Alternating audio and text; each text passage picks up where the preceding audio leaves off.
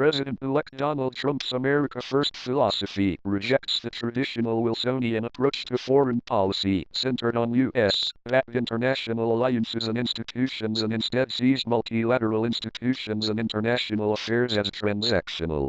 Rather than aiming for longer-term global order and common values, he believes the U.S. should act on near-term national interests and should be more flexible in dealing with rapid shifts on the global stage. This creates pockets of political risk. Chief among them, according to Eurasia Group, near-term chaos that comes from an absent superpower, broader weakening of institutional architecture, the rise of China and the growing potential for direct conflict with the U.S., and the fact that Russia can act as a rogue and disruptor and get away with it. 2017 is a big year for the Communist Party of China. Next autumn, the party will host the 19th National Congress, which will determine the top leadership and set up the country's political future. Two risks flow from the upcoming power consolidation, according to Eurasia Group. First, because Xi will be extremely sensitive to external challenges to his country's interests at a time when all eyes are on his leadership, the Chinese president will be more likely than ever to respond forcefully to foreign policy challenges. Spikes in U.S.-China tensions are the likely outcome. Second, by prioritizing stability over difficult policy choices in the run-up to the party Congress, Xi may unwittingly increase the chances of significant policy failures. After years of strong German leadership in the EU, Chancellor Angela Merkel now faces various political and economic challenges, including ongoing domestic dissatisfaction with the refugee crisis, corporate crises such as Deutsche Bank, and the rise of populism. Heading into the September 2017 elections, she faces no serious opposition.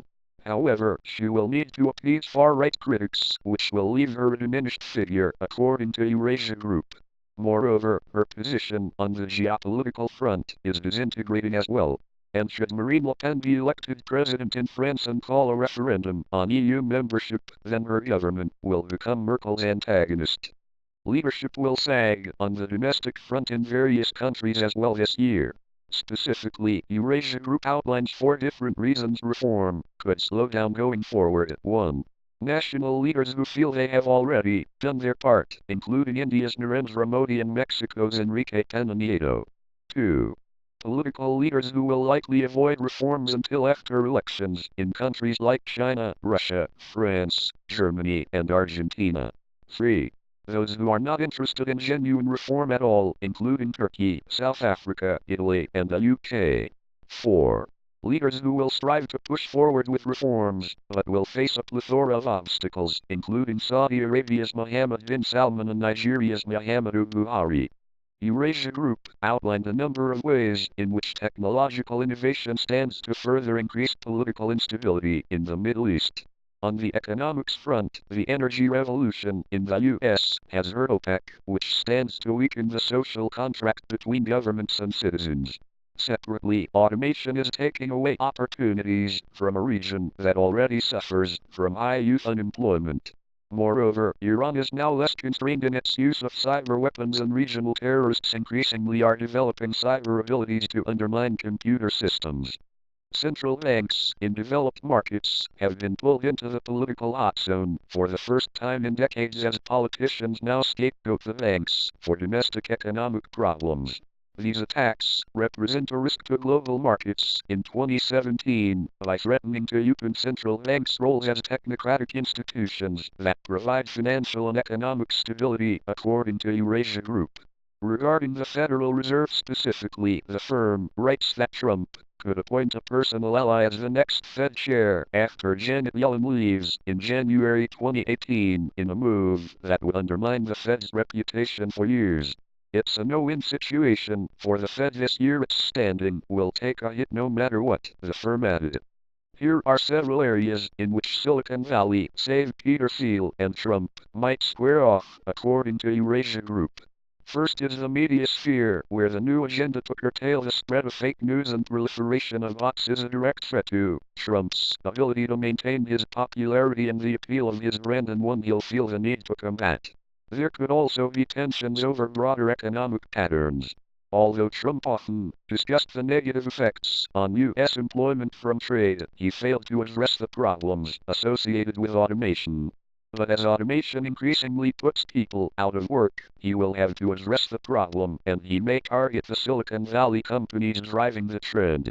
Firms that aren't friendly to him, especially those whose business models center on the use of artificial intelligence and taking labor out of the marketplace, will offer a juicy political target, writes Eurasia Group. Since the failed coup in July 2016, Turkey's President Recep Tayyip Erdogan has cracked down on the judiciary, academic, bureaucratic, and media sectors. Now, he is aiming to legitimize his position, and Turkey will be holding a referendum regarding his expansion of presidential powers in the spring. Erdogan's drive to centralize powers will exacerbate many of the existing pressures on Turkey's domestic governance, economy, and foreign relations, argue the analysts at Eurasia Group. Ever fewer checks on executive power will leave the private sector vulnerable to political whims. 2017 will be a big year for North Korea. That's not a good thing, writes Eurasia Group.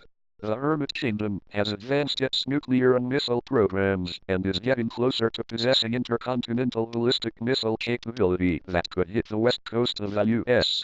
American policy continues to push for a complete elimination of the nuclear program. There are two main risks. First, the Trump administration ramps up coercive action against North Korea, and this precipitates a crisis in U.S.-China relations, they write. The second risk, South Korean President Park Geun-hye is forced from office and replaced with a center-left government that favors diplomacy with North Korea over coercion. South Africa has seen political infighting over the last year as President Jacob Zuma clashed with opponents within and outside of the ruling African National Congress. This infighting will undermine the country's traditional role as a force for regional security, writes Eurasia Group. This leadership failure is deepening at exactly the wrong time, because events in coming months will challenge regional stability.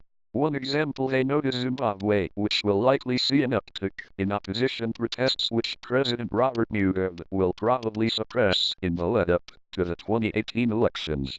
In 2008, then South African President Thabo Mbeki helped broker a power-sharing deal when an election in Zimbabwe spun out of control. Today's divided and distracted South Africa is much less able to repeat that role, they added.